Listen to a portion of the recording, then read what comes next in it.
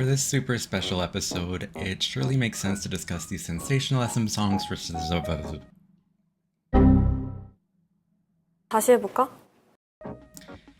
For this super special episode, it surely makes sense to discuss the sensational SM songs versus S.E.S. 다시 해볼까?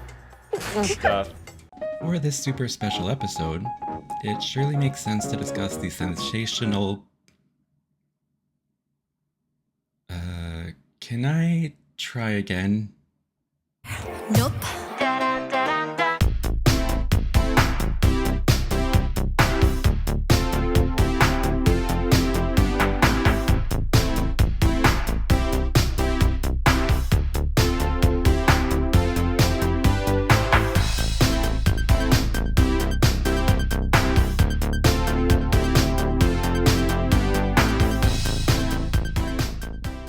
Hello everyone, and welcome back to another episode of The History of K-Pop Season 1, where we teleport you back in time to look at some of the most sensational idols in the first generation of K-pop. Before we start off, and sorry for the random intro, but I thought this would give a nice lead into whom we're going to discuss today. For those of you guys who've been keeping up with our series, do you guys remember from our Fin.K.L episodes when we said Twin Tower of the first generation K-pop girl groups? Well, we know that Fin.K.L was one part of the Twin Towers, so there must be another one, right? Yes, and the second one is the one we're going to look at today. And it's none other than, drumroll please,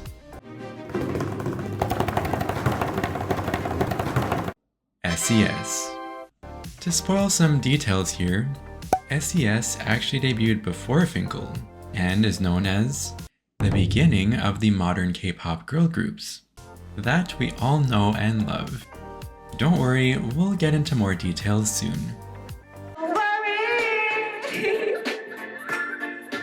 Speaking about the details, in this episode, we're gonna give you a brief overview of S.E.S, then go through a history of K-pop girl groups from the early days, and wrap up the episode after taking a look at how S.E.S was formed.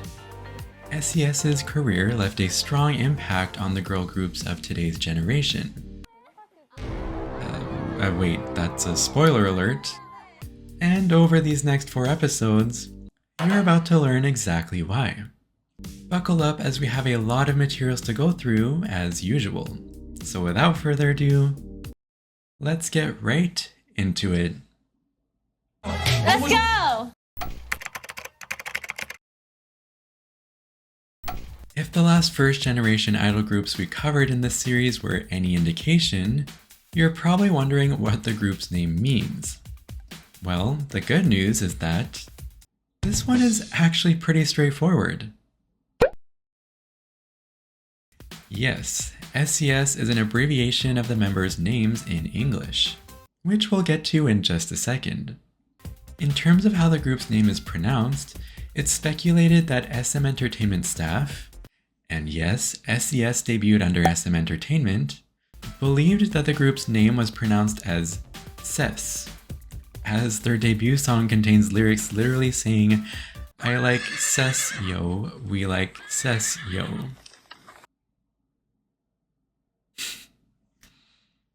Come on, I like S.E.S yo, yes S.E.S yo, we like S.E.S yo, yes S.E.S yo.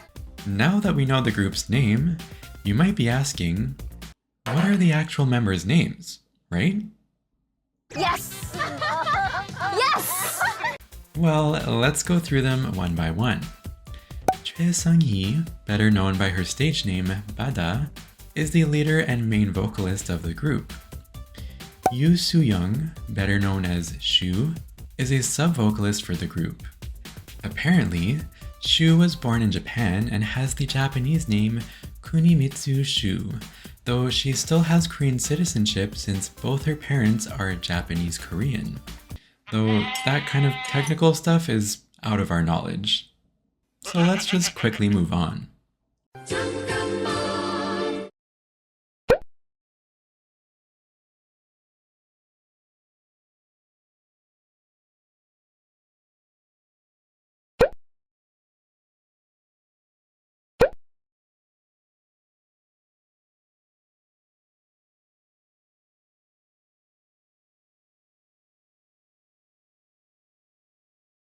Let's go! The final member is Kim Yoo-jin, better known as Eugene, who is also a sub-vocalist for the group. Stuff. As for Eugene, you guys might have seen her from this drama. Except my researcher Jay's favorite character is the other person in this scene. So you're the infamous student Shim, huh? If you guys were surprised that Oh Yoon-hee from the Penthouse series is Eugene from S.E.S, well, you guys and I are on the same boat. I mean, even she said her younger fans from the Penthouse series could not connect her to S.E.S, or just didn't know that she is a member of S.E.S. And yet, those fans were familiar with S.E.S. But anyway, before Stuff. we go on any further, it's been a while since we last mentioned the name SM Entertainment, right? No, we literally just mentioned it. Anyway, for the second time, if you guys have been following our series, you'll know that it was SM Entertainment where the very first generation K-pop idol group, H.O.T, debuted in 1996. But guess what? That wasn't the last time SM Entertainment was going to be mentioned in our series. And that's because H.O.T was not the only group who debuted under SM Entertainment. Now, what do we mean by this? Well, S.E.S is the second idol group produced by our good old SM Entertainment, and they debuted on November 28th, 1997. To not leave any details behind, S.E.S is actually the very first girl group that SM Entertainment had produced. And just a slight spoiler alert, S.E.S also isn't the last SM Entertainment artist you'll see in this series. So please keep an eye out for that. But anyway, for the third time, let us go through a brief overview of S.E.S. Just like Fin.K.L in our last few episodes, S.E.S is known as one of the most iconic girl groups from the entire history of K-pop. And yes, that is the name of our series. S.E.S was not only acknowledged for their image and concept, but also for their musicality.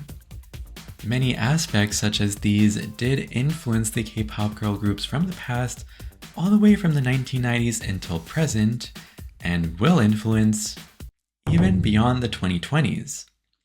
In other words, S.E.S has been a significant role model for many girl groups from the past and in the present, and even until now as you're watching this episode.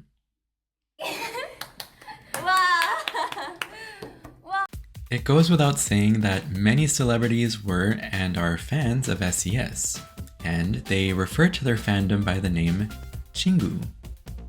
The fan club would go through 6 different generations as a community, and their activities officially ended on December 31st, 2002, which, spoiler alert, also marked the disbandment of S.E.S.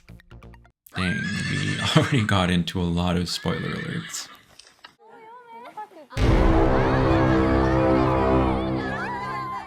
All in all, that was our brief overview of the group, and we'll explain this in greater detail later, but they are really pioneers in the industry, and you can surely bet that they'll continue to be influential for future generations as well. As alluded to previously, S.E.S is pretty much known as the ideal example of a girl group in the history of K-pop, and their career path as a group was nothing but positive. Well, that's not entirely true, but overall, it was positive. Now I know that we all want to better understand just how impactful S.E.S was, but before doing so, let's take a bit of a step back in time. Believe it or not, this extra history lesson is very important when it comes to understanding how S.E.S descended like fairies into the K-pop industry. Let's begin! To be frank, and getting straight to the point, it was pretty rare to see any famous or popular female singers prior to S.E.S. The few that had achieved fame prior to that time were Park Mi-kyung, Kang Soo-ji, Shin Hyo-bum, and Lee So-ra. And we assume that probably none of you have heard of them before, unless stated otherwise. Nothing with the regular. If anything, Jung-hwa, another famous female singer from back in the day, is probably the only one whom you guys may have seen from Refund Sisters. If you interpret what I've just said, it will basically tell you that in the past, it was mostly male singers who dominated the top of the music charts most of the time. Supposedly, songs from female singers only achieved mainstream popularity maybe twice or a few times a year. I think it's safe to say that this has changed quite a bit. Because of this, the concept of a female idol group was akin to an undiscovered continent to many of the music producers in Korea. But once they took notice of the massive success of foreign girl groups like Spice Girls from the UK, Speed from Japan, and TLC from the US, who were indeed selling millions of albums, the Korean producers also wanted to launch female groups ever since that time. Unfortunately, many of these attempts failed and were unsuccessful at first. To name a few examples, there's a girl group called Apple. No, not this Apple, who debuted under the same music label that released albums for Setaejian boys. Others include S.E.S, Echo, and Baby Vox, the latter likely having the most longevity. In fact, Baby Vox debuted around 4 or 5 months before S.E.S, but their debut album was unfortunately a massive failure, only selling approximately 50,000 albums and scoring 47th place at their highest. If you remember from our previous episodes, g.o.d's agency said selling approximately 160,000 albums was a failure for them. So yeah. Anyway, Baby Vox ended up changing the concept from their second album onward, and it was said to be heavily influenced by the concept of S.E.S. This was undoubtedly a good decision made from Baby Vox's side, as they sold approximately 206,000 albums and scored 3rd place at their highest. I mean, that was quite a big jump in sales from their first to second album.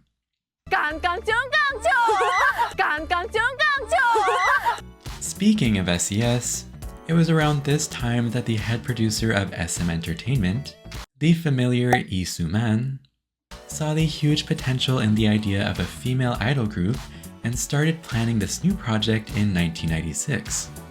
Dang, he must have had a lot of inspiration in 1996. He did this despite seeing all the pre-existing girl groups failing to pave the way for the yet undeveloped market. And that's also when S.E.S was starting to come together as a group.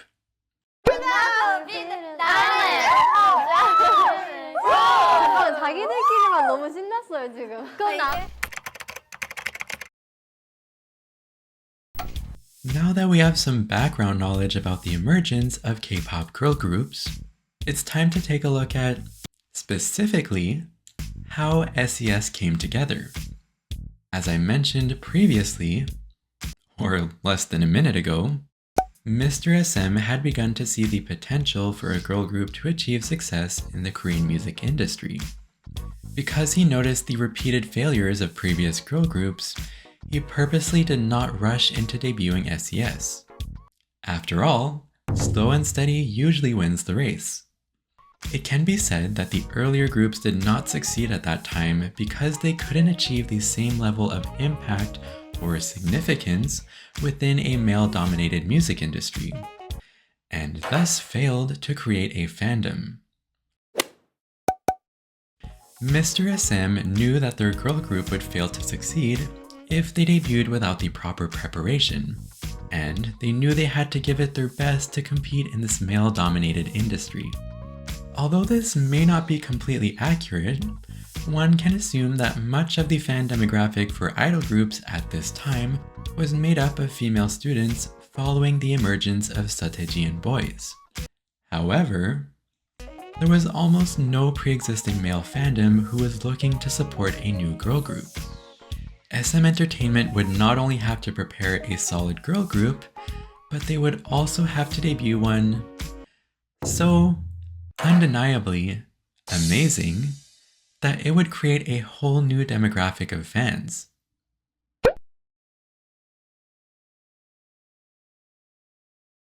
As a part of preparing a solid girl group, approximately 10,000 girls, which is a lot of people, went through the audition process to be a member of S.E.S, which, if this is true, shows just how careful and meticulous SM Entertainment was when preparing their first new idol girl group. What?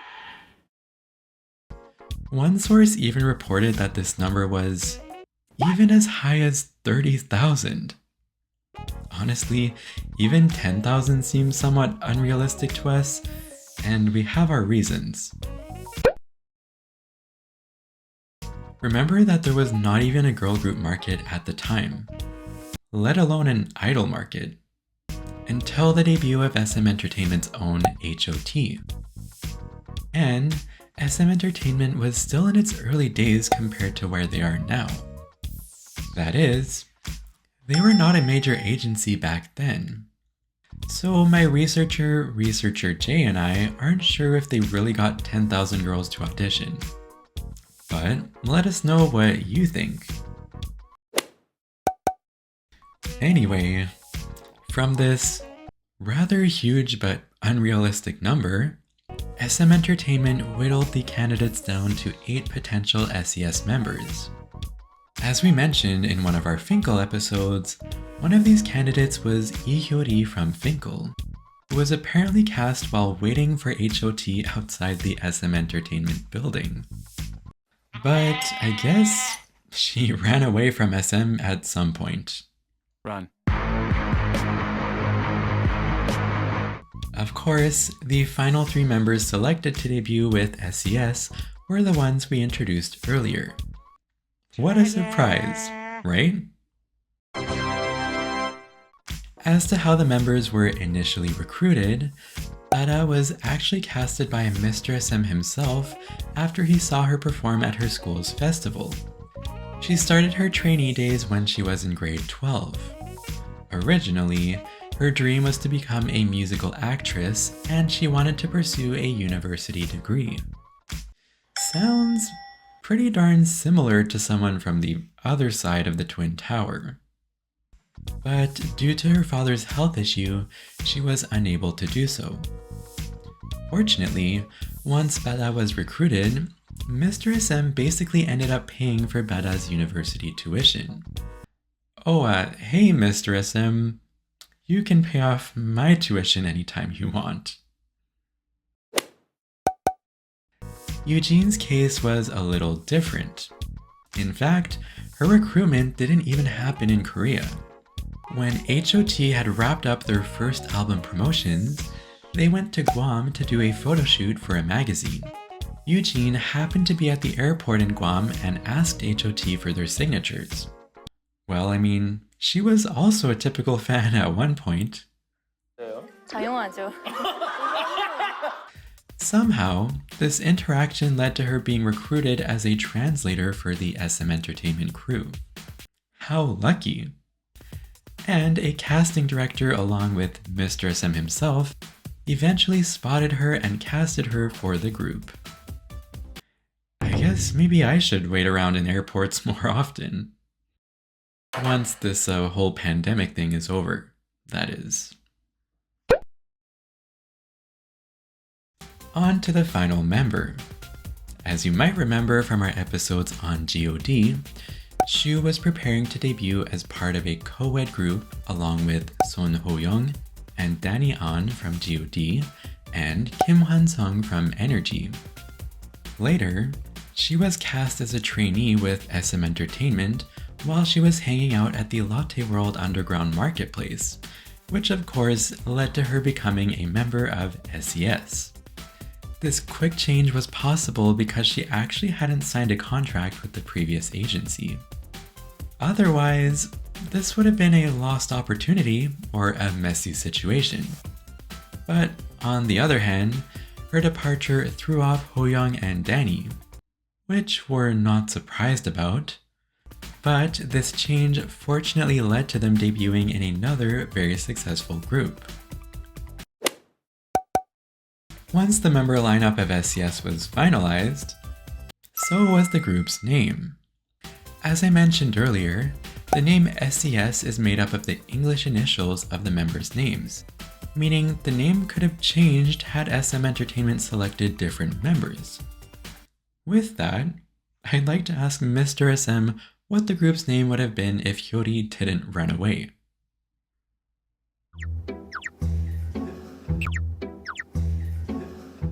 As the agency had been preparing the group for a long time, they could have given S.E.S a more extravagant image or ambitious music style. But they did not go overboard with it. Rather, they gave S.E.S a fairly simple and toned down concept. You'll find out what I mean by this soon.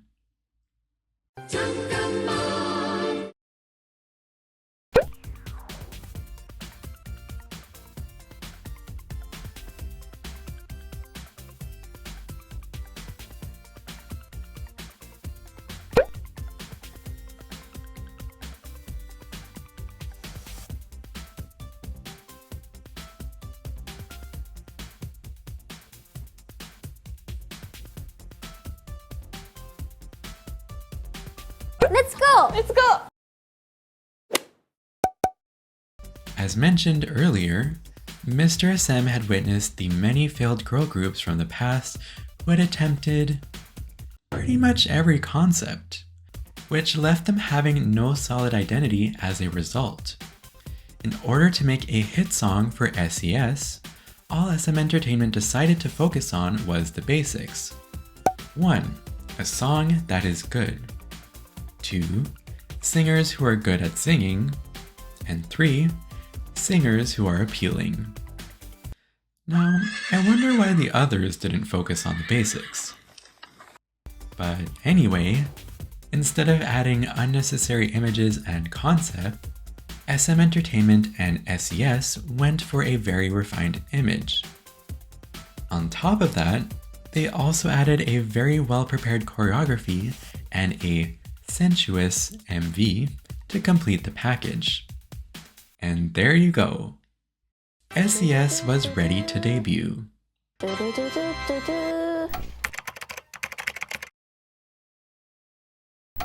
Well guys, that brings us to the end of our first episode about the iconic first-generation K-pop girl group, S.E.S. I have to say, we definitely stopped at a rather interesting point today. And there you go. S.E.S was ready to debut. But in other words, I think it definitely raises curiosity for the next episode. Oh yeah! You got me! You got me! Anyway, taking a brief moment to recap today's episode, we went through a quick overview of S.E.S, a brief history of K-pop girl groups, even before S.E.S emerged, and how S.E.S was formed. Be sure to tune in to the next episode to learn about S.E.S's first 2 album promotions and... Wait, that's not everything for the next episode, right? I just double-checked the next episode materials and we are indeed only talking about the first 2 album promotions of S.E.S. But don't you guys worry, because even though we're just covering those topics, that doesn't mean it'll be a boring short episode. I'd say it's the complete opposite of that. So again, please be sure to tune in to the next episode whenever it's uploaded. Trust me, you don't want to miss it. 그러니까 다음에도 또 오래. Before we close off, we'd like to ask you guys these questions. Have you heard of S.E.S before? And are you guys also impressed by the fact that Mr. SM managed to open up even more room in the K-pop idol market for girl groups to enter?